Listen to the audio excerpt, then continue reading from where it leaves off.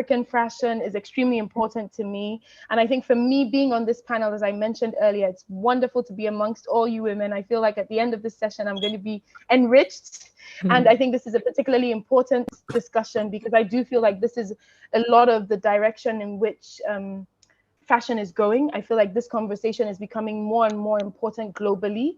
And I feel like this is a great opportunity for us to sort of learn from each other, discuss ideas together. I hope that I won't be the only one leaving on this panel learning a lot after this session, and I hope it will be the same for everyone else. So I think what I would do straight away is go straight into introductions, and then from the introductions, we can just go straight into the discussions. So Viola, do you want to take us into yourself and tell us a bit more about yourself, please? Sure, and thank you so much for moderating, and thank you to Omeyemi for inviting me to be here. So hello, everyone. I'm Viola Labi. I have a company called Woven Worldwide. We are a home goods company based between Canada and Ghana. We work with artisans to create eco-credential products for the home and interior spaces. Thank you. Hi, Viola. Thank you so much. I think I'd move on to Busayo now. So Busayo, if you could just tell us a bit about yourself and sort of what you do, why you're on the panel, and then we can move. Sure. Thank you so much for having me. It's such an honor to speak to this audience. So I'm Busayo Lukmano. I am the founder of Busayo. We are a women's apparel line. We are based in Brooklyn, New York, and also Lagos, Nigeria. So we create women's wear textiles in Nigeria and primarily sell them in the United States. We are carried at Saks Fifth Avenue, Shopbop, Stitch Fix. We're expanding to several other retailers in the spring. And yeah, it's really exciting. Thank you so much for having me. It's really exciting. Thank you, Busayo. And then I would just move on to Mariama.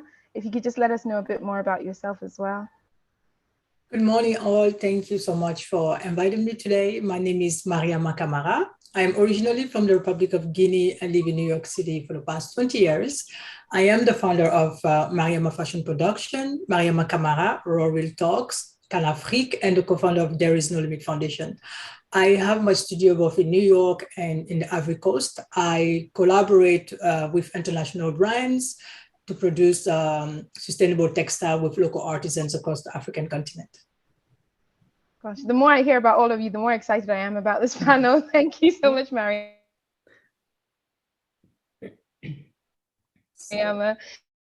I think now if I could move on to Aissa, please, if you could do your introduction. Welcome to everybody. My name is Aissa John. I am from Senegal, and I started the adventure of building an enterprise in textile design like 25 years ago or more. And we have started with traditional weaving, going up to the industry actually now. And we are focused on producing textile with locally. But mainly we have had our experiment into the interior design world, which was our main activity. Although we have looms of all kinds that can be used also for fashion. But our main focus late years was interior design. Amazing, amazing. Thank you so much, Aissa. And we're rounding this off with Tammy.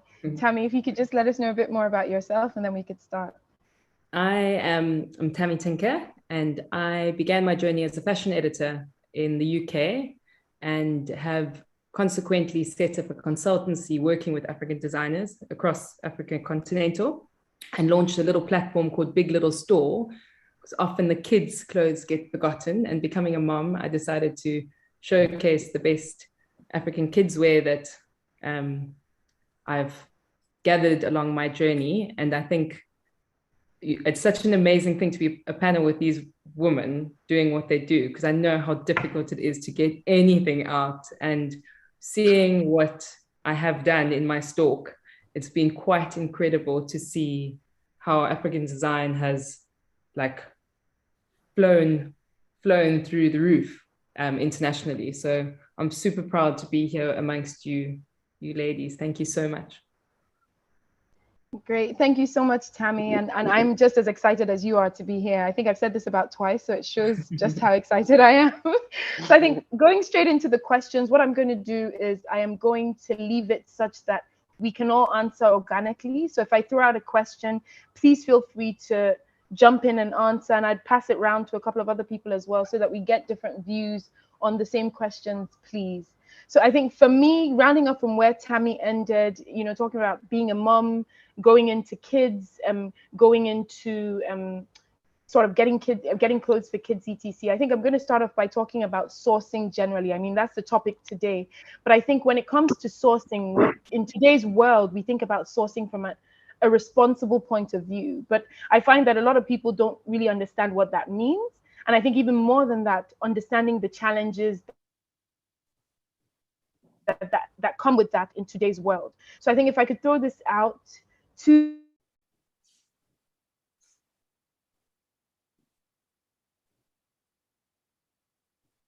Lunde, I think we're losing you.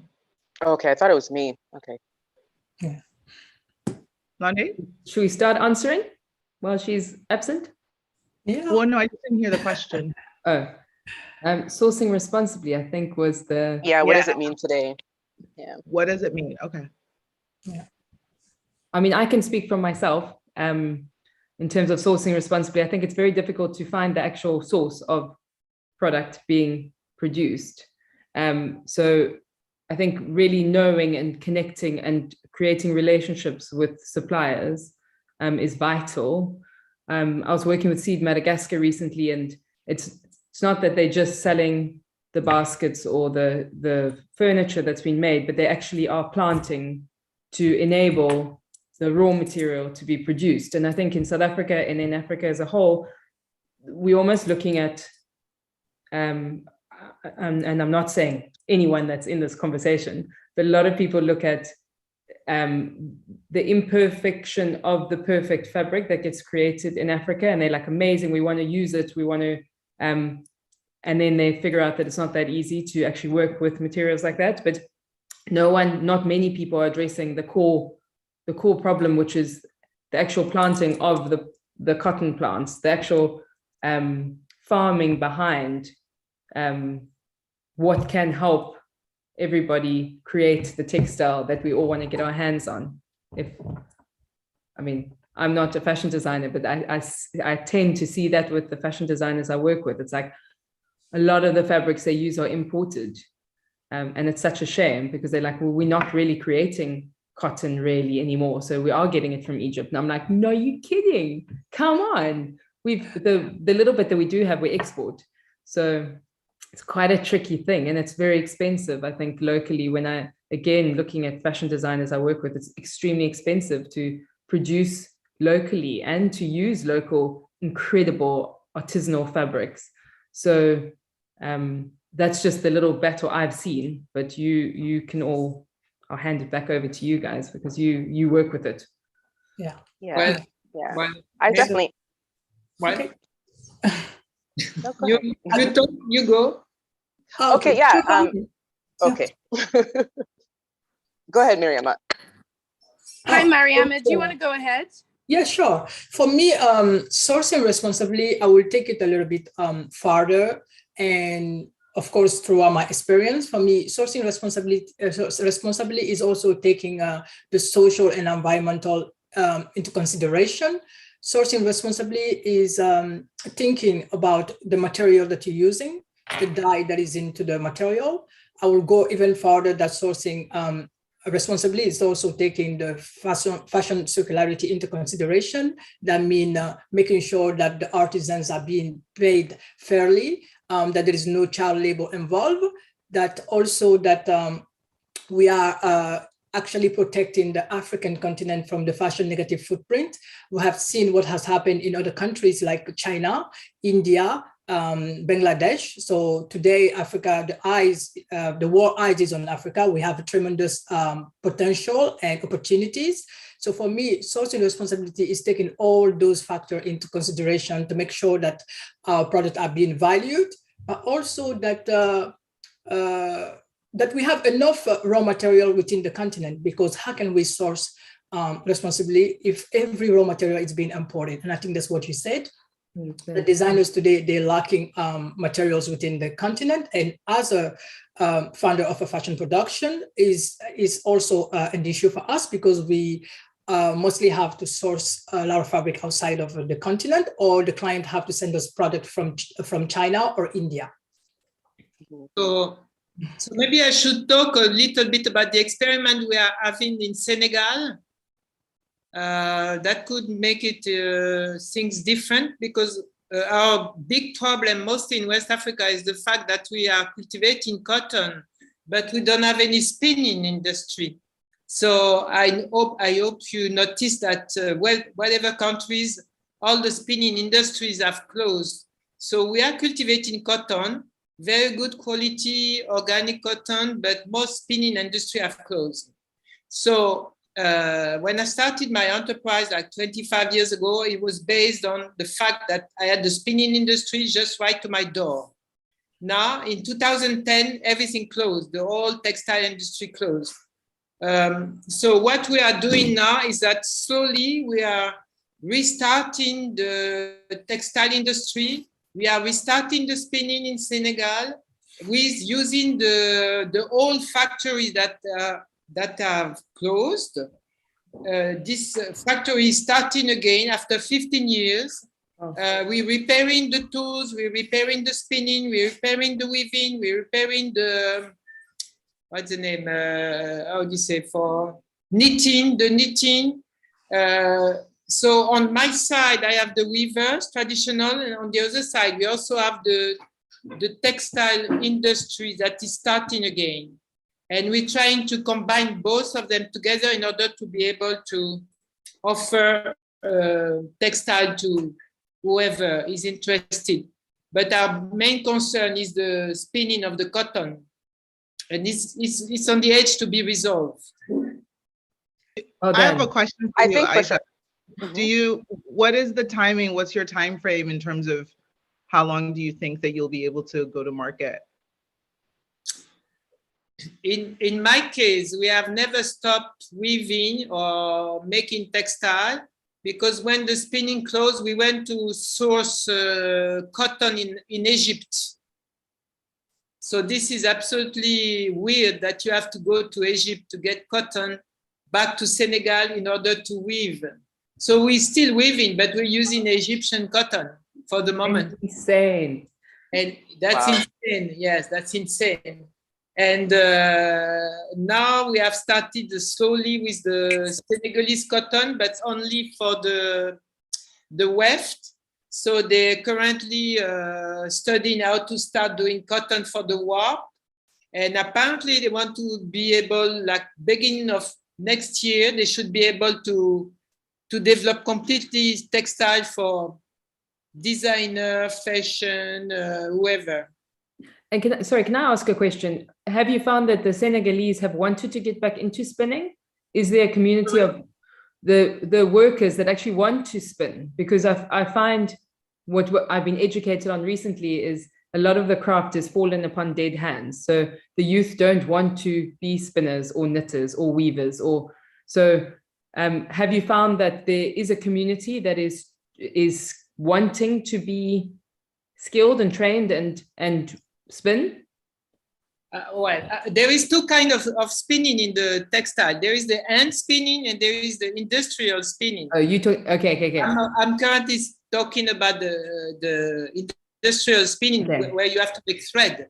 We also have been developing the hand spinning on the other side in the village in order to get the followed production of hand spinning. But the main important thing actually for the designer and fashion is to have industrial thread. Yeah. And so big concern is how to restart industries that have closed. And just wanted to say that it is possible. It is possible. Yeah. That's my main word that I want to say. I'm going to jump in quickly into that before we get, because my job actually at Mariama Fashion Production is to work by hands. I was recently featured in the Made in Africa documentary, and it was a whole debate about it. I am one of those people who really want to keep the African craftsmanship. I really want to emphasize that here, and I like the fact that you asked if the spinning was industrial or locally. I still want us to keep both.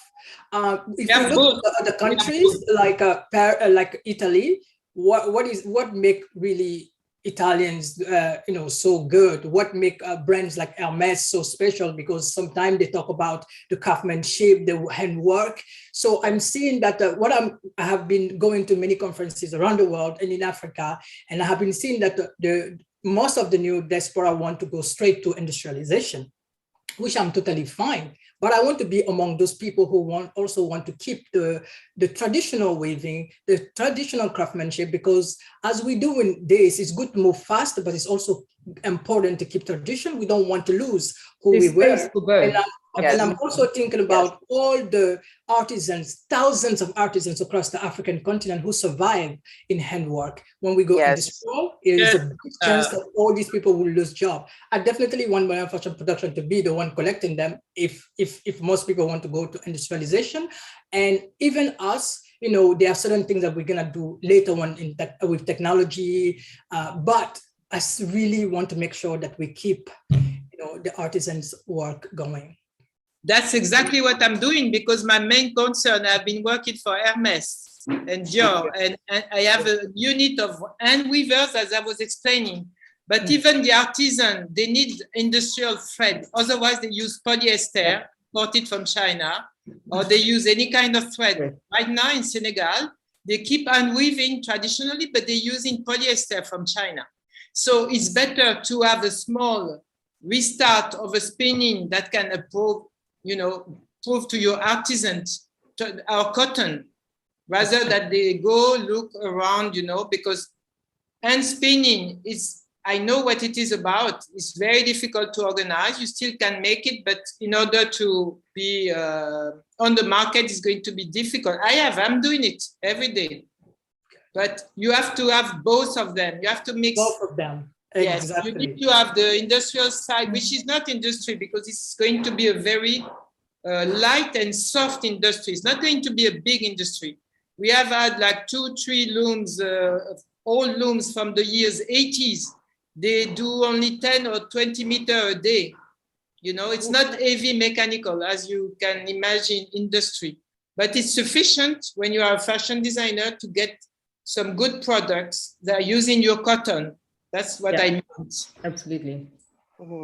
Thank you. Thank you so much. Those are some good I think points. for me, it's been some really great points have been raised. I think that for me, it's just interesting that we started with this particular question, because I feel like this is a question that we could have actually spent the whole panel discussing, because it's so topical. It's so interesting to come from different perspectives as well.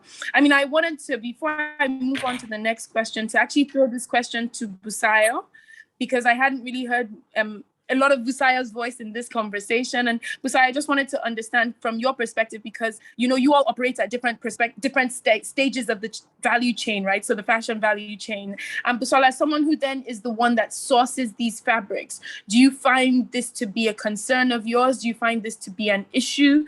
And do you find this to be quite difficult, especially the conversation around sourcing responsibly from fabrics that are made locally or fabrics that are made internationally? Because that then leads me on to my next question. So Busayo, over to you, just to hear your perspective as well. Thank you, Lunde. I come at this from a little bit of a different perspective. I think coming from Nigeria, working in Nigeria, I've been doing this work for 10 years. So for me, there are just some realities that we have to contend with of where we are. I can only speak specific for Nigeria, right? But we have the highest rate of extreme poverty in the world. We have, our 89% of our exportation of our GDP, is crude oil, right? 89% of our entire GDP is a natural resource that is essentially destroying the entire world. 7% of our GDP is in manufacturing, 7%. And yet we are a country of, we're the largest Black nation in the world. And so for me, Busayo was really started for kind of really from an economic development perspective. How do we create a model that is replicable across the continent within Nigeria of producing items in the country, but sharing it with the world, like the way everybody else in the world does. Mm-hmm. So the reality on the ground, right, in Nigeria is we don't have 24-hour electricity. Once the massive importation of textiles in the 60s and the 70s completely decimated our manufacturing sector, kind of very similar to what Ms. Isa has talked about. So we don't have the ability in Nigeria to, if we can start trying to weave cotton, we can, and we do weave, for example, we do ashoke, right? Ashoke is a Yoruba textile that's literally considered kind of like the king of our textiles. It means, you know, the cloth of the country. So exactly. This is something we developed. This is something we've been making for tens and tens of years, but now the original thread is no longer available. People still weave in Nigeria, but they use thread from China. So there are just some realities on the ground for where I come at this from, which is really, I started this company not because, you know, I think so many times, I remember my first time at Market, people kept asking me, is this created by a collective? Are these fabrics created by collectives? And I'm like, no, they're created by entrepreneurs in my country. So I grew up in Nigeria. I started going back home, and I've been working. We create our textiles ourselves in the sense that we dye them ourselves. We get the raw materials, and we work with people to make them. And I've been working with the same group of people for over 10 years. And so, for me, I think about jobs. I think about, and not because it's not a charity thing. It's like, how can we as smart African people stop waiting for our government, because who knows what they're doing, because they're sending their kids abroad, they're getting their healthcare in Europe, and begin to take care of ourselves. And so it's not a charity model. It's an economic development dynamic model that I think can be replicated in so many sectors.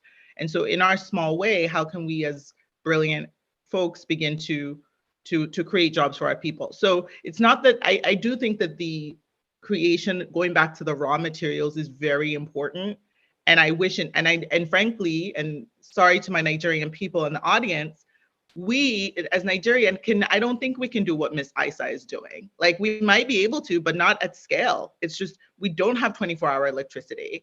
There's so many institutional hindrances to actually work in that environment. So I would love to. I mean, so much of what I do this work for is also because of our history, and bringing all of that into the picture, and bringing it and sharing that with our audience and with the world. But the reality of the Nigerian situation is, I'm not sure that we can replicate, and we need to bring back manufacturing. Yes. But it's just, the challenges are so great for someone who a one-woman-led business, right? I think what I'm going to do now is take me on. Thank you so much, Busayo. I think I'm going to take on to the next question, and I'm going to start off with you, Viola, because the next question has to do with international textile sourcing. And I know that you've worked with a number of international brands, Burberry, Zara, you've worked with Nordstrom, for example. And I think for me, I want to understand a little bit more about what you've done. But I think I also tie it to our question, which is around how the comparison between international textile sourcing and local textile production. So how does sourcing internationally then affect production locally? And I think your perspective on this would be really interesting. I will also come around to Mariama, because I feel like you touched a bit on this when you were speaking, but Viola, please kick us off with the second question. Thank you. Okay, thanks so much. So I think I actually want to answer by answering the first and the second question in one. I do think, in terms of sourcing responsibility, I do think we need to focus on the people behind the artisans, the handcrafted work, because I could have an order, or any one of us can have an order for 100,000 yards, right? And we can have the invoice paid and cleared. But what is the condition of the life of the person making your product, right? I believe it's somewhat, we have a responsibility to source, especially when you're working with your own people, and when you're working with people who are older, well, in my case, people who are older than me, I do have a responsibility to upskill their training, to provide resources, to provide tools, because how can I, put through an order, and then the lady or the gentleman that produces our order goes back to their home and they only have bread and water, right? So I do think we do have a responsibility in that way. In terms of international sourcing for textiles or basket weaving, I have definitely seen a shift from what I used to do back in Canada. So at Burberry, I worked in the store, but also worked with customer value management. So it's pretty much a data tool that manages the shopping propensities of customers. So let's say you have on that beautiful blouse you're wearing today, let's say Burberry sells that, you're more inclined with data to buy the same exact item, maybe in a different color or in a different silhouette. So that's what, I used to do at Burberry. But in Ghana, I find there are a lot of humanitarian actors or entities or consortiums. We all know that Ghana is hot right now, what year of return or beyond the return. And so there's a lot of different attention from international luxury retailers wanting to come into Ghana, thinking that Ghana is Africa and thinking that Ghana is like South Africa. It's not. And then also that stems into weaving and textiles as well. And so there's, a lot of training programs being built as we speak, artisan centers being built as we speak. And, where I sit in is I feel the responsibility to explain what the artisan actually really needs. It's not about just, commercialism or capitalism. It's really about supporting the artisan, whether she or he needs new tools, whether it's infrastructure that we need to build. It doesn't have to be fancy. It doesn't even require electricity in some cases for textile weaving. But yeah, I think there's just so much going on right now in terms of larger entities coming into Africa, generalizing Africa. And my job is to explain Ghana and to explain it by regions, because the things that affect artisans in the north may not be relevant in Accra, right? It's a different condition. So yeah. I love what you've said, because I find that even with a question like this, there's so many layers to it. Because when you talk about local textile production, are you talking about West Africa? Are you talking about East Africa? Because even local textile production in different parts of Africa would vary, right? Yeah. So I think, Mariama, if I could take it over to you and just get your perspective on this based on your experiences as well. So in terms of sourcing for textiles internationally, how does this then affect our local production? Sorry, apologies. How does this then affect our local kids, so it's okay. I think sourcing internationally could affect the economic growth of the artisans. I really agree with what Viola just said. I think the fact that, for example, when we produce for designers, if we have to source the cotton voile or the silk from India or something, so that forced us to actually lower our production cost. So automatically we will have to charge the brands less money, right? And I think sourcing internationally is also kind of scaring international brands to produce in Africa, right? Because if they have to produce in Africa and if they have to follow the rules that the fashion industry is now putting, pay fair trade, make sure everything is good, then the designer also, they find themselves with a big bills, right? So that means the dress will automatically cost much more money. So in order for us to keep the interest in Africa, to at least create job for these artisans, we are sometimes forced to lower the cost of our production, because they are providing us with the textile. So for me, that's one of the difficulty.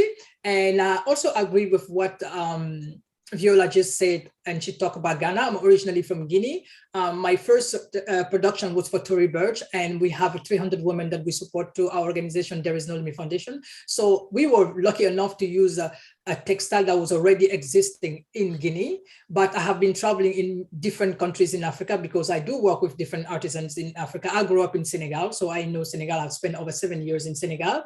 I'm currently in the Ivory Coast. I have been in Ghana and in Tanzania. I think the difficulty today is even the communication between the West Africa and East Africa, because when we talk about raw material, let's be a bit real. In West Africa, we have Burkina Faso. In Burkina Faso today, people are producing cotton. In Ivory Coast, there is cotton also being produced, but the problem is 90% is being exported. So if our government 100%. And the people could make sure that we understand they have to make a living, but to keep some type of raw material in Africa. And also, I was one of the speakers at the African Union event in Niger, where they talk about the libre-échange, but I'm like, when is this libre-échange is going to start, where it will be tax-free from one African country to another African country? I think it's still not effective yet, I have worked for Lia Kebede. I did her production in Guinea, and she was in East Africa. I have to say it was one of the most difficult production I've ever made. And this is one African country to another African country. So all these things make people to find the easy way to source these things internationally. And then if we continue to do that, again, it's going to affect our entire continent. It is going to affect the pay of the artisans, of the people that work with production. And of course, it's going to make life also difficult for the emerging designers.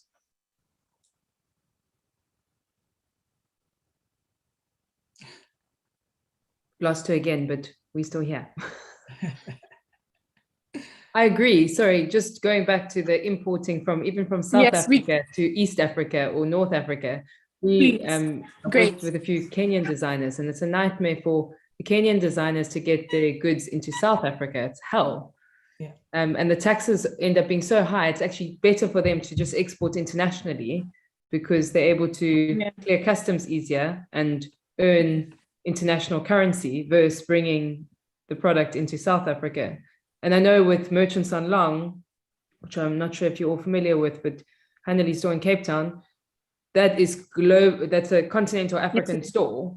And for her to bring stuff into South Africa is a nightmare. It's really, really difficult. Omiyemi knows because she helped us with Jovalisa and bringing in Nigerian designers from the platform to South Africa. And it was very, very challenging to get the clothes landed at a okay cost to be sold in Rand. And I know there are a lot of people with a lot of money in South Africa to spend on local brands, and people want to support, but it does become quite expensive for anybody's standards. You know, proudly African. I'd love to only wear African design, but it's a very, very expensive thing to try and upkeep and maintain, to be honest. Thank you so much for that, Tammy. And I think it's really interesting because in the chats, there's also a conversation going on the same issue as well. I also had a client who worked with merchants to try and get their goods from Nigeria to South Africa. And the customs issues, etc., the markups, by the end of it, it almost didn't seem like it was worth it financially for my client or merchants. And it just then becomes really difficult because you do want, I think even for a lot of brands, they want to start thinking globally from within Africa, as opposed to even just outside Africa. But even within Africa, you have these challenges.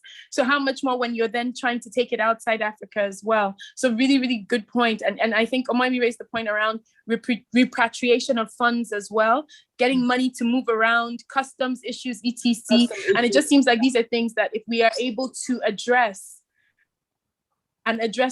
properly, then we could have some real change, this change globally as well. And I like the point you raised, Viola, around costing, because I think that that's, at the end of the day, that's a real significant impact in terms of international sourcing and how it affects local production. Because unfortunately, some of these products, from what you're saying, we can't source them here, even if we wanted to. So then you have to bring them in and you face all these challenges, which makes it, unfortunately, because then as Tammy mentioned, the product is then too high. So thank you so much. I think I'd go on to Isa now. And I want to know, Isa, with regards to the work you do, and what role do you think technology can play in local textile production? So what role could technology do to change things, to improve things? And how would this then also affect output? Would it increase output in terms of the way you're thinking about technology? Are there advancements in technology that are occurring internationally in this area that we could then start to adopt in Africa in a positive way? So Isa, I'd love to hear your view on this, please. What do you mean by technology? It's a pretty wide spectrum. Are you talking about technique? No, I'm talking technology. You know, for some people, technology could be advancements in printing, for example, 3D printing. It could be how we make the outfits, how we, the sort of tools we use, the machinery we use. It literally is so wide in terms of technology. So I agree with you, it's wide, but I think not in terms of techniques, or it could even be technology that has then impacted advancements in some of the techniques that we use. But just thinking about it from the perspective of maybe for you, if there's one particular advancement, think that there's a need for more and more of that to be pushed. Well, you know, we are currently working on ancient old technology, and we're trying to make our old industry revival together, because we discovered that our customers, they really like the fact that it's a new type of industry. And regarding print, for example, you can get, this very fast print machine that you would find in China, etc. But like when we went visit our factory, we discover, these rolls dating from the year 70s. We had books from the 1900s with the print of this time, and it's extraordinary to find this treasure and put it on life again, because that's what I discovered. My market, actually, the market is really welcoming. As you would say, Mariam, the hand woven is really welcome in our market. This old type of printed with copper rolls, and this is really something. I don't know which technology. I'm looking for all mechanic. That's what I'm looking for right now. And in order to have some quality in the textile we are producing, I'm not looking for new technology, actually, because the world is overwhelmed by new technology. And when you find old techniques, old technology, you can make a better product with better quality. I had a joint venture on that term with Japanese, where we produce also silk with all mechanical from the years 60s. Oh.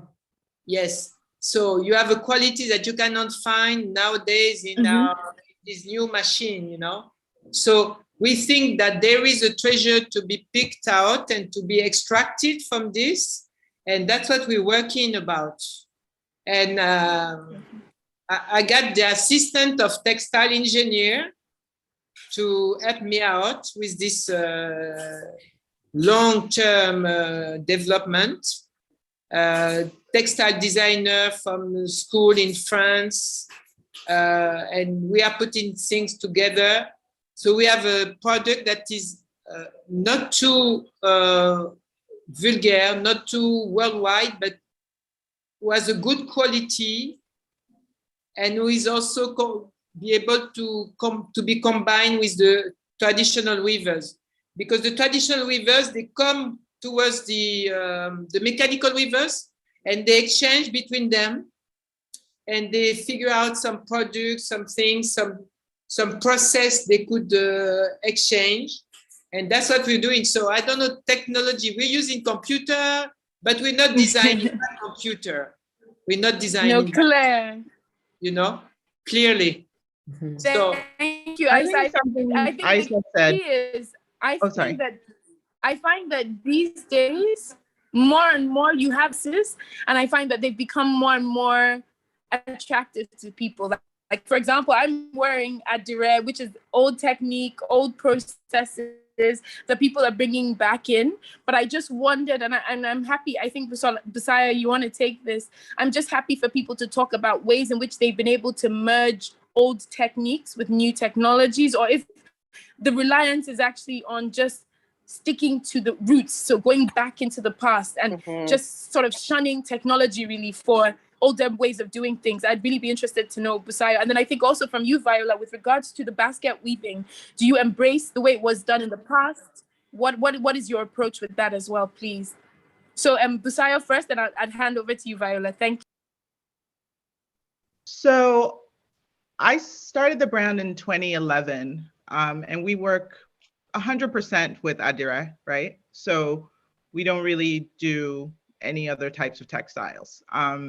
So Adire is a Yoruba word for to tie and dye. So it's our tie and dye tradition coming out of Nigeria, but obviously Senegal, Mali, throughout the continent. So I think something Ms. Isa said is so important. I think when we think about technology, it has this very kind of mechanical kind of framework in our minds. But what I really have come to know and believe is that, our ancestors and our history, like they developed such a rich technology to transform textile, right? So Yes. Adire to me is a technology, right? It's just the language that we use to describe it. So the traditional ways of manipulating textile, of designing, of transforming white textile into color, that you can't replicate that to me by machine. Like the day that we begin to start printing our fabrics, and then, you know, so that we can mass produce millions of yardage, is the day that I kind of need to get out of the business, right? Because the thing is the uniqueness and the error, right, that the hand brings to a garment, the way that the hand gets to transform it. There's nothing that can replicate that on a machine level. And what I found is that retailers are actually now much more open to the idea that, you know, each garment is not going to be the same, right? Like that uniformity, you know, is not going to be there. I remember, you know, even in making the actual garment, right, in Nigeria, that's another thing too, right? Like we're not doing these like industrial large scale productions. And so part of it too is that you're not going to get, everything's not going to be exactly the same because it's all hand done. And I think the customers, I think also the experience of the last 2 years, like, you know, our lives just kind of, we began to question so many things that we just accepted. There's a way that the marketplace and the customer is also looking for something that's unique and new. Imperfectly perfect.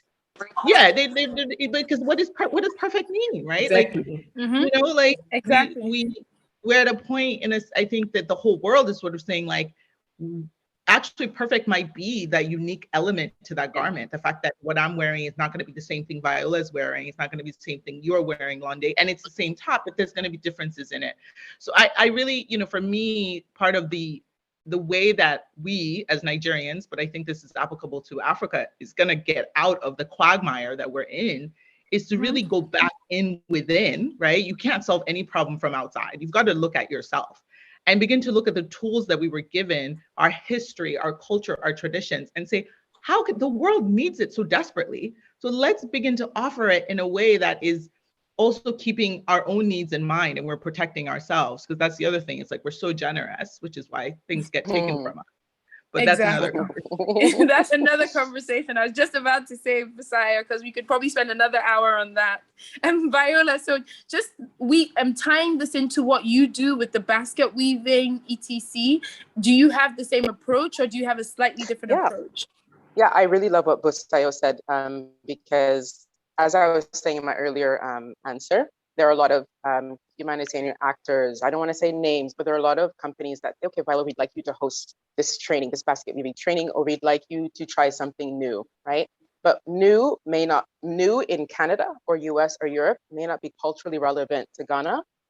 So as an example, we worked with someone last January, just before COVID, and they wanted me to live stream a training from one area in the north for it to play in another area in the north.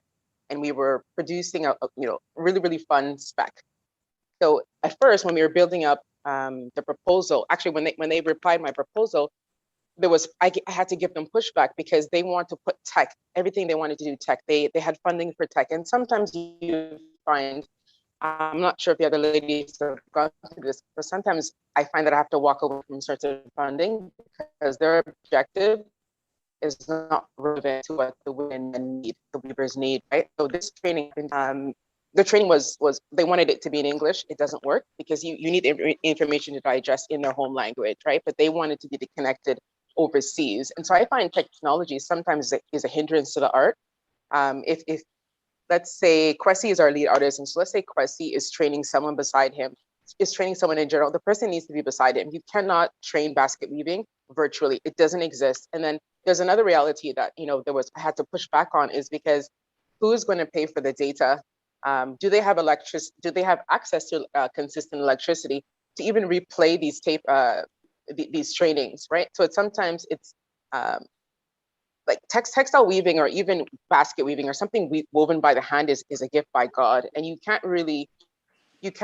God and technology, they're not in the same quotient. And I think it's just educating just educating, these humanitarian actors again, or even educating other SMEs that reach out and say, hey, we'd love you to for you to manage our supply chain because we're having difficulty in X, Y, and Z. Can you live stream this? It doesn't work. It doesn't work for so many reasons, because the art is pure and authentic. And sometimes technology, forgive my French, kind of bastardizes the purity of it. But yeah, I really like that. Thank you so much, Viola. I think right now we're already at 3:00, so I'm gonna try and take us through the next couple of questions.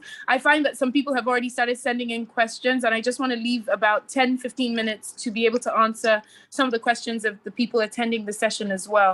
So I think for me, Tammy, I'll take this to you, but I feel like you've already touched on this when you talked about customs, but just since we've talked about sourcing responsibly, issues with sourcing, what role technology plays in the process, how we can, I think my next question is, what do you guys think? I think I can take it to everyone, maybe just one word or just one area where you think we can work at improving local sourcing and local textile production. So I'm going to just take it as a quick fire round, just, one word from each person, or just a sentence or one area where you think we can actually improve local sourcing and local textile production. Because I feel like sometimes when we have these conversations, we can encourage others to also focus on that one area, and that change can come from that one area. So I'm Tammy, starting with you, and I'll just pass it around the rest of the panel. I think Africa as a whole needs to be Africa as a whole, and I think we need to incentivize Africa as a whole. So I think we need to be able to share across borders, and I think we need to, as a continent, work together. Yes. I like that. So almost like us being more unified, more connected. Well, it's amazing. God, imagine having like a Ghanaian outfit in your wardrobe, a Senegalese outfit, something from Kenya to South Africa, and you can literally dress yourself as the best dressed ever. It's incredible what Africa produces all over Africa. It's not one area of it. Just Senegal alone, if I was to, I love Senegal. It's one of my favorite places in the entire world. I only was in the Ivory Coast, but it's just like, for me, it's my soul place. And Kenya is number 2 on my list. I haven't been to Nigeria yet. I have been to Ghana. I loved Accra. So I've only been to the main cities, but just visiting, you're so fueled by your wardrobe. And if you think about what clothes are and you think about what you are, it's this, you're adorning yourself. So what are you doing in textiles in your home? You're adorning your home. You're adorning yourself to make yourself feel elegant, or whatever it is that your objective is on that day. So to me, it's just, I wish we were able to share more within Africa and allow easier cross-border I love that sharing, because I do think it would be quite amazing to work between Ghana and Nigeria, and then Kenya and Senegal, in terms of how France works, or how the British work, or British, not a good example, but how the French work essentially. For me, it's about that, and incentivizing that, and incentivizing the export as Africa as a whole, and don't have different rules for Kenya or South Africa. Or thank you, Tammy. Mariama, regulatory laws. Mariama, over to you. I would love to hear you, like, just one area where you think, are you aligned with Tammy, or do you have a different area that you think we could start with? I will say I align with Tammy, but I will speak from the work that I do. For example, for me, I think we should really push sustainability, because working, if we want to do responsible sourcing in Africa, we definitely have to focus on sustainability. And at Mariama Fashion Production, we have started a workshop by training local artisans how to dye with natural plants. We collaborated, recently with a teacher from FIT, and then this year FIT actually put our program out there, where we have already started training 300 women in Guinea. We have trained artisans in Adjamé, in Abidjan, in Grand Bassam. So for me, it's really focusing on that and taking the models and spreading it toward Africa. And of course, keeping our raw materials, because even we finish training and these artisans now, they have like skills to do natural dye, they still need to access sustainable materials, right? Yes. So let's focus on keeping our some of our materials in Africa. And I think what Isa said, it was so beautiful. I think we should support small companies. Companies like Isa, my company, what all of us are doing, Viola, Bissau, what we're doing is really to find our government to really focus on helping us to move forward, and of course to connect East and West Africa, because we have Ethiopia that was growing so much, but because of the war and stuff, we have to focus also on stability in our continent, because without stability, we can do all these things, but we won't be able to move forward. And of course, East Africa have a good amount of sourcing place, but West Africa, the creativity, I mean, the new designers are rising. We've seen we have been seeing this in Lagos Fashion Week. I've been following Lagos Fashion Week for so long. You're a great platform, actually showcasing the work of all these artists. And if we can create some kind of a connection between those creative, that are rising production companies, like what we're doing, and the sourcing people in Ethiopia and all those places, I think we will be able to move the continent forward. That's perfect. Thank you, Mariama. I'm already taking notes, so just watch this space. I'm taking this question to Busayo. Busayo, just one area, and I'll just pass it round to Viola. And there's so many. I definitely think one is just like governments kind of, again, I speak to Nigeria, such problems, right? The FX issues that Omoyemi mentioned in the chat is also a big one. What's going, like just FX and getting money to the country. And then I think, frankly, energy, right? Like we have a very unique situation in Nigeria. And so I always feel like there are things that we have to kind of deal with, these fundamental issues. I think before we can think about some of these bigger ones, like if people can't have enough money to feed their families, then, all this other stuff that we're talking about is really moot. So I think stability, but then also, I also think that there's kind of an inward, what I love about what I do is that it's a way that we kind of looked at what we have and what God gave us in the world and said, hey, we have to offer this to the world.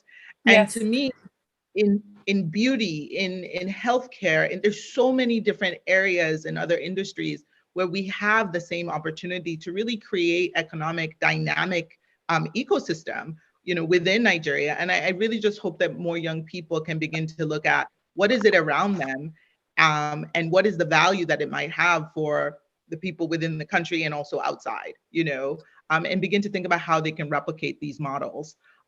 Because we really, I mean, we're all we've got. Yeah, we are. Viola, I'll take the question to you as well.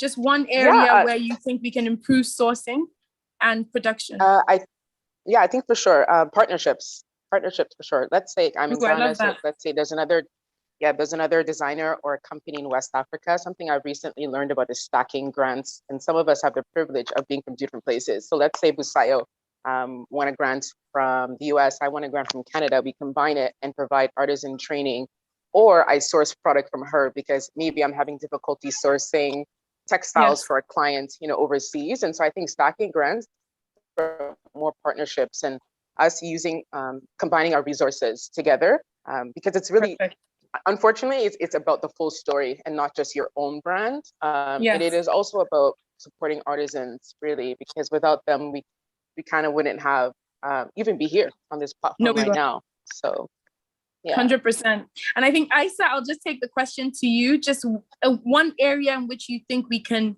focus on to improve sourcing and textile production locally.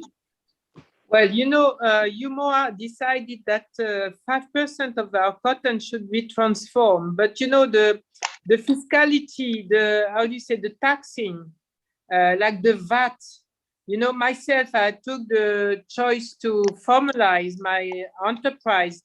I mean, not to have the artisan just on anywhere, on their own, but I have 100 artisans, but they all have a contract, a job, a regular long-term formal contract. And the difficulty is the fiscality, because whenever we want to do anything, we have to include a VAT of 18%, because that's what they decided on the level of UMOA. So this is blocking for formalizing. And in order to produce, if you want to have a very good production, which I say on the side that I'm open to anyone who wants to, and I'm welcome to develop any reference with any fashion designer. Okay, if you want to really be steady and have a production that develops on the years, you need to have a better fiscality. Yeah, to my agreed. point, that you have to reach the government, all of our governments, because that's the same, whether Nigeria, Senegal, Togo, it's all the same. Agreed. And I feel like that's an answer that has run through everyone's answers, which is government intervention, government support, and everyone's answer, even though it's different, the topic is different, it does touch on that. So it just shows you how important that is in this whole process and how important that is to unify us and make things better for us collectively as well. And I really like that. I think I'm going to take us in a different direction now slightly, and just to ask about how important transparency is in the fashion supply chain. I find that with transparency, I feel like in the area of transparency is where I see the most disjointedness, because I find that people are always very guarded about their processes. You know, I don't want to share my supplier. I don't want to share how I do my processes. I keep and it is your intellectual property, it is your unique selling point. So how does one balance sort of supporting each other in the industry with being able to be transparent about the processes and your sort of, you know, your partnerships processes, your support? How do you balance the two together? And I can take this question to everyone, actually, because I find that it's really interesting. Even today, I was having a conversation with someone who had asked for someone else's supplier's details, and she kept it guarded to her chest. She's like, I'm not sharing my supplier with you. But again, this was someone starting out. So how do we help each other grow? And is it something where, in all honesty, do you ever find yourself in that position? So for example, Busayo, if I came to you, can you share with me where you do your tie and dye? Is it something you would be more guarded about? How important is transparency in this whole process for each of you, actually? So I think, Isa, I could start with you if you don't mind, and then I could just take it on. I am not in the same position because I'm proposing the textile to anyone. You know, my workshop is open. Everyone comes to my workshop, and we do on commission, we create textile and we produce and we sell textiles. So my furniture, I told you, I'm going to Egypt. I told you already. You know, I don't have anything to hide personally, because what we present is more into the creation of textile by itself rather than the furniture. It's the process that we are mastering the process. We are mastering the loom. So we have our own loom, and that's what is most important rather than my furniture. I am a furniture for fashion designer or for decorator. So, and the world of thread is open to the whole world. I mean, you can find silk in wherever, linen, cotton, so I don't have no problem to share. Claire. And Mariama, do you have a different view? I'm a different position. Okay, different position. Mariama, do you have a different view? I think I do the same thing as Isa, right? I produce directly for brands and in larger quantity for now, but we have a lot of new things coming at Mariam Fashion Production from 2022. You will see that we're going to start proposing now our textiles for emerging brands. So I think at Mariam Fashion Production, we are pretty open. That's why we put a workshop that was funded by the public to actually train artisans in Africa. The reason why we train these African artisans is for this knowledge to become transferable, because I want to really focus on keeping our craftsmanship alive.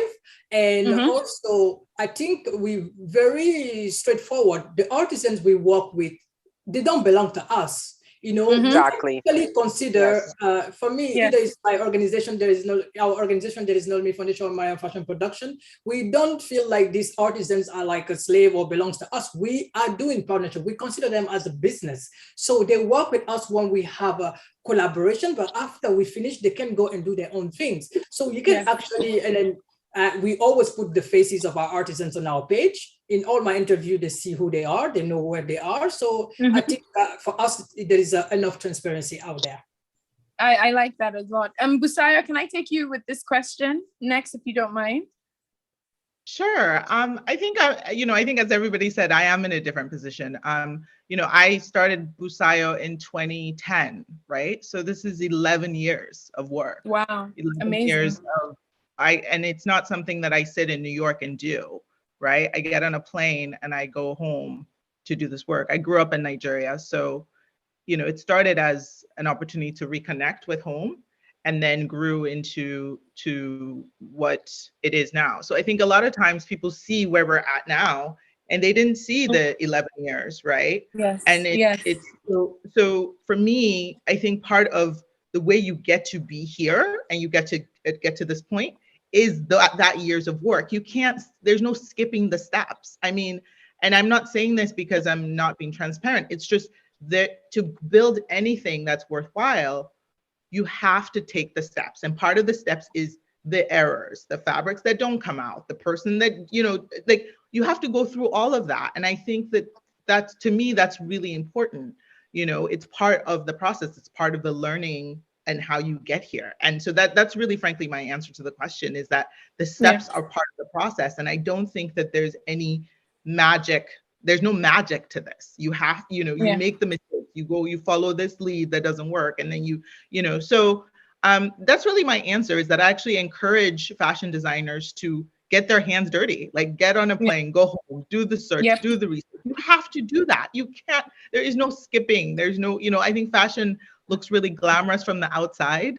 And then there's the actual reality of fashion, which requires a lot of difficulty. And I think, to me, I share information in terms of where do you learn, where do you begin, like what are the things that the books, all of those things. I'm happy to share those things, but I do think that there are things that you have to build yourself and cultivate for yourself. And I think someone starting out, it's important that they do that work, Yeah.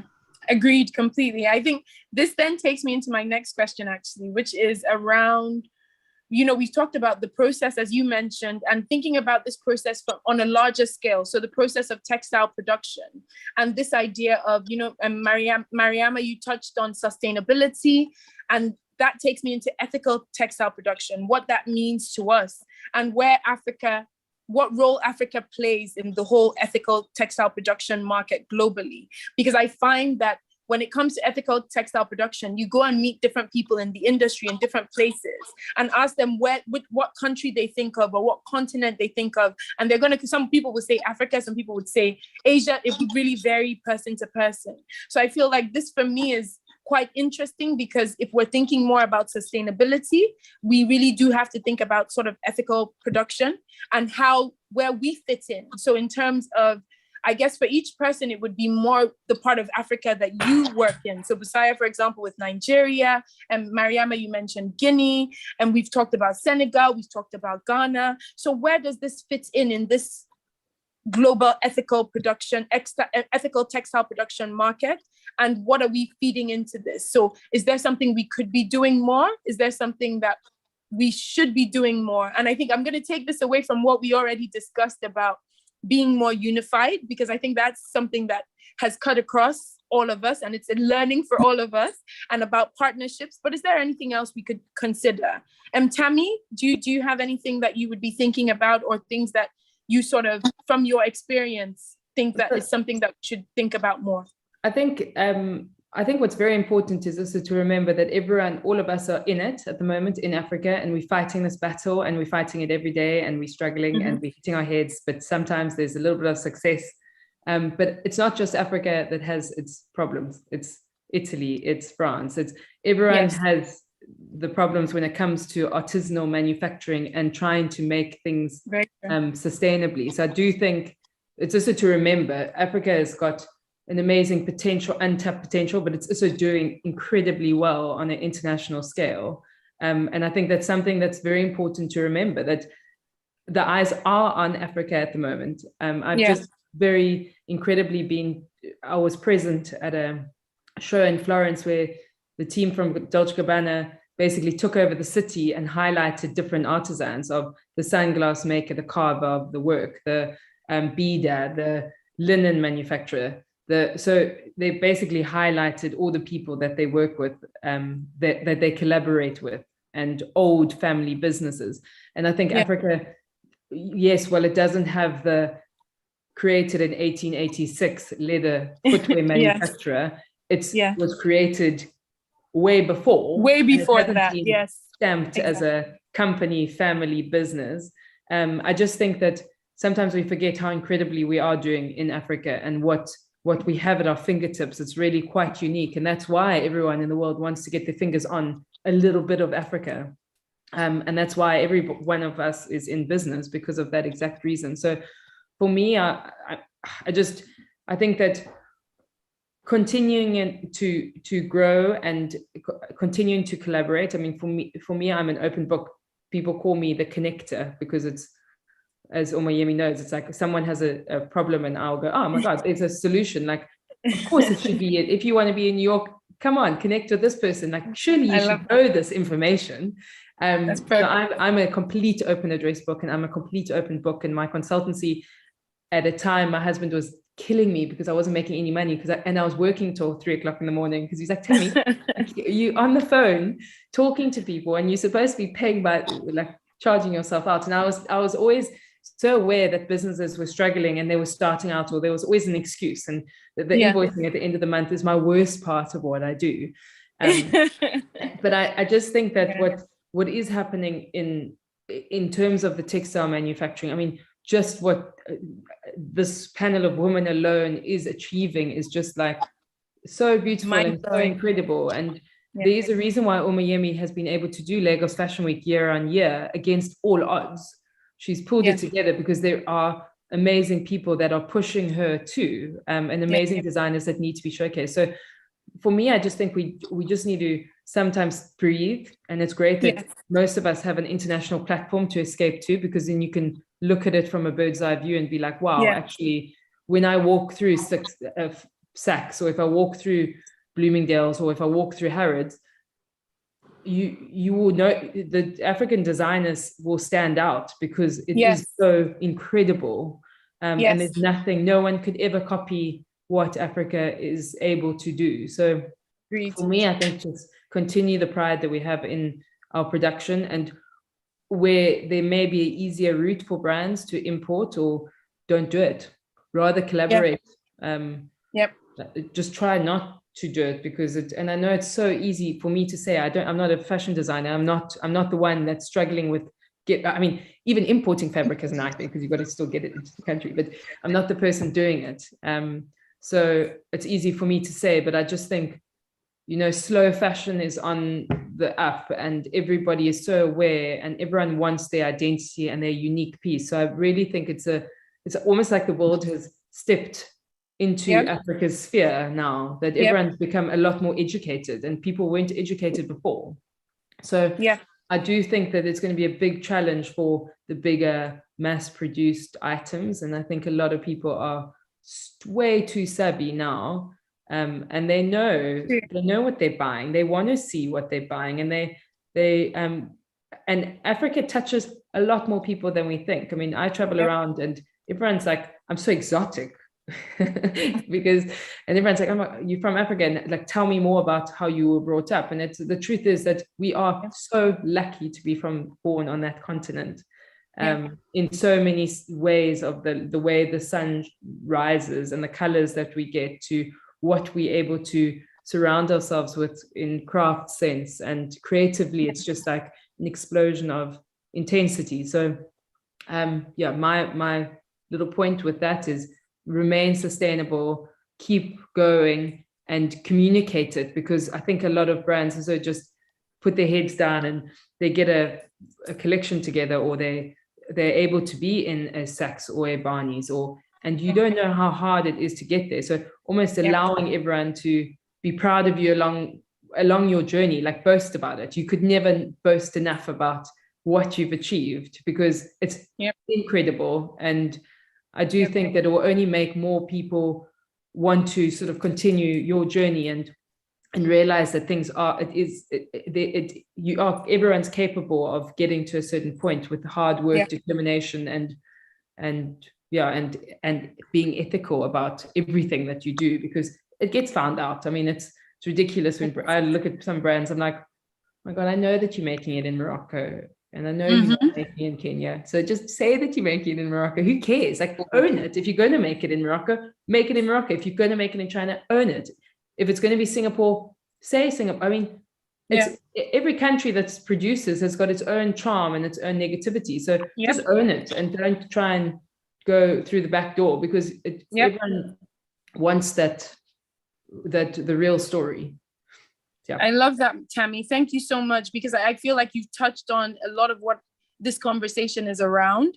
I think for me, as I round off the questions, so that we have about 2 minutes to answer the questions from the attendees, I just want to ask both Mariama and Isa how important being ethical is part of your textile production process, and what does being ethical mean to you? So just to understand that for you individually, what does being ethical mean, and how important is this in terms of your textile production process? So Mariama, do you want to start off, please? Yeah, sure. For me, first, being ethical, again, it means many different points. Being ethical is first of all, knowing where the products are made. I think Tammy made a very good point. Today, the consumers are curious to know how the products are made, who made the product. And for me, being ethical first is knowing where the products are coming from, who are the artisans that are working behind this thing, and saying their name. I agree again with Tammy said, because I have had this issue with a lot of brands when they work with us and they just want to say made in New York. I'm like, no. Or they say made in Africa. I say, no, it's not made in Africa. It's made in Ivory Coast. It's made in Guinea. It's made in Senegal. So for me, it's making sure that we put in that. But if I even have to talk for the entire continent, I think we can position the African continent as one of the most sustainable places in the world. We're talking about slow fashion. In Africa, we have been doing slow fashion for so long. It's only today that the synthetic dyes has been spreading in the African continent. But if we look back, our parents used to do indigo dye. They used to have all this plant. Absolutely. So it's very interesting to me to see how people are still coming back to educate Africa about something that we have always did. We were doing this, so basically for me, that's how I think we can position the continent as one of the most sustainable, because in Africa, we've been producing slow fashion. All the tailors, they're not doing mass fashion. It's now that the fast fashion is actually spreading the continent because of all the leftover from overseas that have been sent to Africa and then being spread all over. So being ethical also means for me climate change. I am an advocate for this type of stuff. I really think that we need to protect our continent from fashion negative footprint. I do not want what has happened in India, in China, and in Bangladesh to happen in Africa. So I will not even think of myself. I would think of the continent as a whole, because as an activist, I shouldn't think only for me. I should think for the entire African continent, for everybody else. I think we should, Africa can be well positioned. We can save Africa from child labor. We can save Africa from pollution. And we have seen today that a lot of brands are producing already in Ethiopia, right? Zara, Morocco, and all this stuff. So for me, basically, it's really trying to monitor that. We want the economy to grow, of course. We want industrialization. Why not?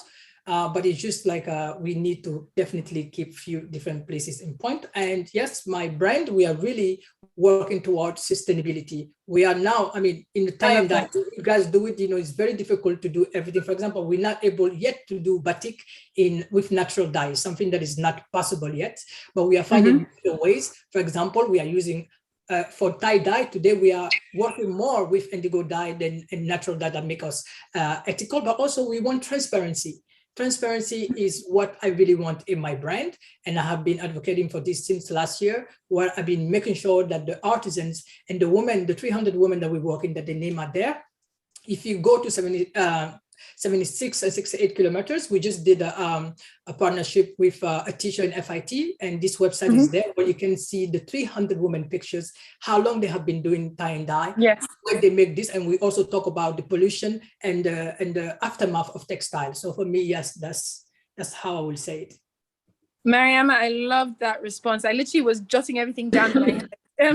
I think I'd round this off with Isa, and then I'll take the questions from the attendees. So Isa, just to understand, how important is being ethical a part of your textile production process, and what does that mean to you? So what does being ethical mean to you? Well, we had some concern about the word ethical, because we don't know exactly, what it means exactly, Yes. I had a lot of discussion around that concept. Yes. Because to me, the best way to be in a, ethical way is that to follow the labor laws of your country, which means that I decided to create formal employment. Yes. Like the weavers, they do 40 hours a week and then supplementary hours, and we have the social security, and we have the retirement, and then we have the 1 month paid, Yep. as vacancy, as holidays. So we are organized in a formal way that allow these artisans to be considered as regular worker. Yes. So I don't know if it's ethical or not ethical, but that's the way we are organized. I like that though. I think that that way it's better security, because some weavers have been with me for 20 years or 25 years. Some are already getting old and they're looking for young new one, because this is an activity that is disappearing. So we are together and we're looking for a piece of land for them to retire. So we have all these relations inside the enterprise. Yes, and it's long term as well. Yes, it's on the long term. So because they understand where we go, what we do, and so I don't know. I never really used this word ethical. I had started the enterprise 10 years before people came to visit me to be standardized, ethical.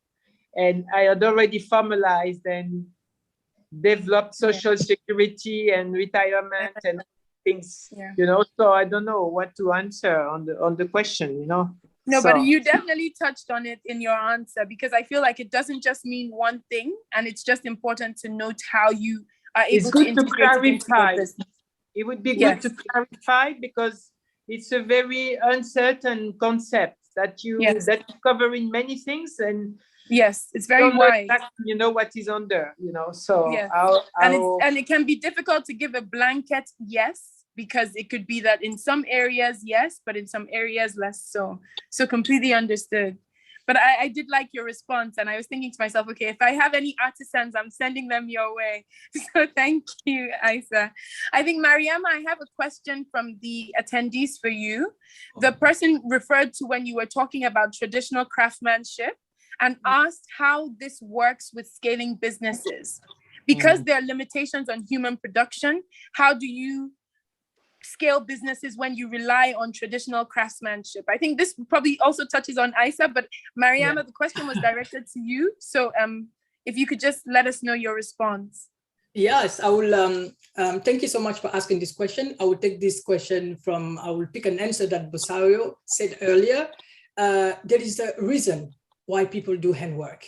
It's not supposed to be to an extent. And this is why we said in the beginning that we are fine for people to have their industry, but we also want to be there as craftsmen. What is our goal? Our goal is to continue giving jobs to these artisans. How do we scale it? We have been doing, for me, textile is nothing foreign to me. The first time I was introduced to textile, I was 4 years old. My entire mother's family is doing textile. And I wanted to create exactly what the Italians are doing, keeping the heritage and passing on to one children to another children. So for me, I have been exposed to this for so long, so I know exactly what I'm doing. So this is why we are able at Mariama Fashion Production to produce the same material up to 5,000. If we have to do the same thing, we can go up to 10,000. And for me, that's really a reasonable number. Why would we want to go beyond that at some point? So if people want to scale that, then you want to go a little bit mass production, then maybe the handwork and these things maybe not something feasible for you, because you have to be honest. When you do handwork, like Busayo said, some of the things may not exactly be all the same, the color may vary, but that's the beauty about this. So I think this is a very delicate answer. If I tell you that I have a 100% answer to this, I will be lying. We are a growing company. We are growing people. 20 years ago, nobody talked about, climate change, this is the way we're talking about it today. So I think us also who are working in the production field, we are also evaluating what we're doing. We are standing firm into what we're doing. And of course, we understand sometimes when we're producing for certain brands, sometimes they love our print.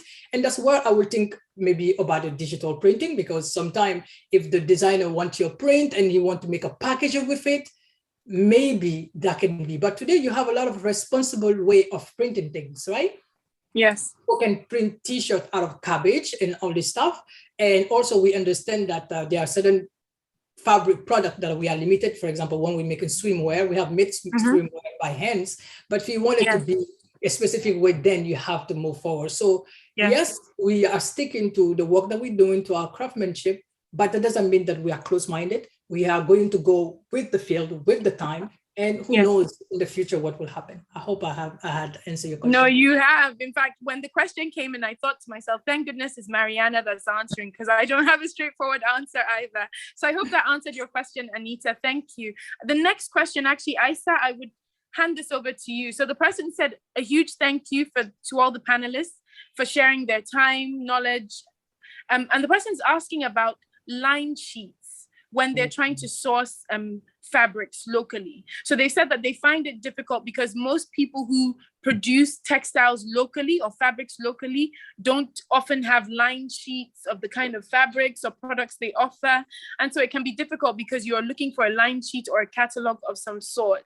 So is this something that there's an opportunity for this to happen? Or is it a case of it would still be more reliant on people coming to you with what they want to do? Is it more collaborative, or is it more a case of this is what we offer? So Isa, is this something that you can take from me, please? Well, maybe someone can tell. I'm not too sure. If someone can say more about it, I'm compiling my ideas. Yeah, it sounds like something that this young lady can do in terms of capacity building with the designer or artisan themselves. That's something I've done with basket weaving. That's what I think. There's a template, you download it from Google and you build a relationship. You don't just walk into the room with a line sheet. You build a relationship with the person and find out what else do they need, and you provide it. You provide it because that helps your business. Not necessarily scale, because scale is further down the line, but it helps you build some type of operation. And then this young lady can use this line sheet and build a customer base from it.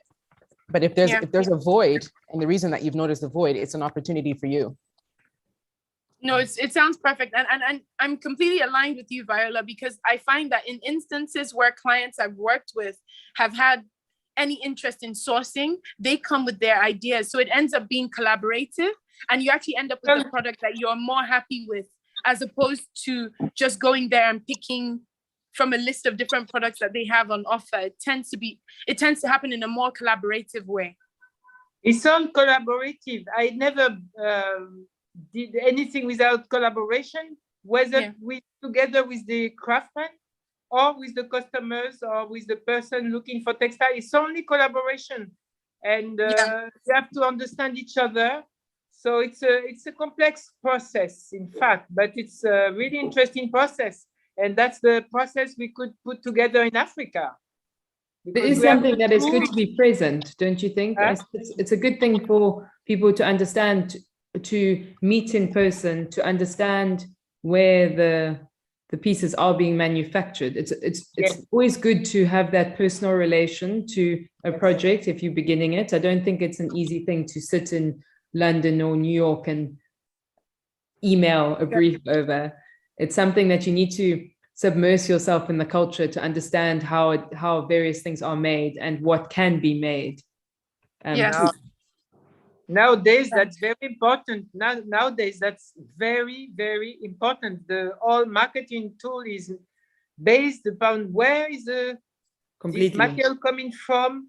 Nowadays, that's the most important. That's why in Africa, we have a lot to be able to have beautiful raw material. And if we do a little bit of work to transform this raw material, we'll be on the top of the world. Agreed. I think I have a question which has come up a few times, and the person keeps asking about the options for sourcing silk in Africa. So I just want to know if this is something that is it challenging? Because a lot of our conversations have focused on cotton mainly, and it's just understanding whether this is something that's even possible at the moment, or is it something that we would need to look at later on down the line? I've had the question come up about 3-4 times, so I know it must be something that people are curious about. Well, there is the traditional silk that you find in the north of Nigeria that used to be cultivated, and not cultivated, but sourced for the old Ashoke Yes. weaving, right? Yes. Yes. So this is the brown silk, and you find this one, but in South Africa as well. Yeah, South Africa as well. Yeah, in Yes. South Africa, because there is The Eastern Cape, I think they're doing it now. Yeah. Yes. Yeah. I don't know if you knew about this in Swaziland, this weaving unit. Yeah. You knew about it. Yeah. Next Yes. to Swazi Glass. Coral Yeah. Stephens. Yes, yes. Yes, they use silk and Madagascar. That's all I know about for the moment. Yes. No, this is perfect response. I think for me, there are a couple more questions, but we've already almost spent about 2 hours on this session. So I feel that it's time for us to end now. And the other questions that we weren't able to answer, please note that we've taken down your details and we will try and reach out to you and give you responses to the questions that you've asked. But at this point, I just want to say a massive thank you to everyone on the panel. You've given me so many ideas. I literally am here with a pen thinking, okay, this is an area that I could work on. This is something I could do more. So thank you so much, Busayo. Thank you so much, Viola. Thank you, Aisa. Thank you, Tammy. Thank you so much for today's. It's really been extremely beneficial to me. And I think for me going forward as well, it's just an opportunity to see how much is being done. Thank you, Mariama. You know, and I get, honestly, I was very encouraged when I read all of your bios, just the stuff that you guys have been able to do in terms of both locally and internationally. I feel like a lot of the conversations people have are around feeling like they can't expand or they can't scale or their products wouldn't be receptive in an international audience. And I find that anytime I read about anyone, so all of you, I've read about you, I've heard about you, and anytime I read about any of what I call the wins, I get very excited. Even if it's not for me personally, it just seems like it's a win for Africa. So it makes me very excited when I see these things happen. And I know that the way the world is going, we're going to get more and more of these things come up. And I'm just really excited to watch this space. And I hope that you will all come back next year. We'll be able to do something else. Maybe we'll have an update panel next year where we talk about what's changed in the last year, which would be amazing. But a huge thank you again to everyone. It's just been such a great session, and enjoy the rest of Fashion Week. And thank you to everyone who attended the session. The feedback is fantastic. I'm glad you've all enjoyed the session. Please feel free to send us questions and just let us know about any areas that you would like us to talk about more or give you more information on. So thank you again and enjoy the rest of your day. So Thank you. Thank you. Thank you, everyone. Bye. Bye-bye. Bye.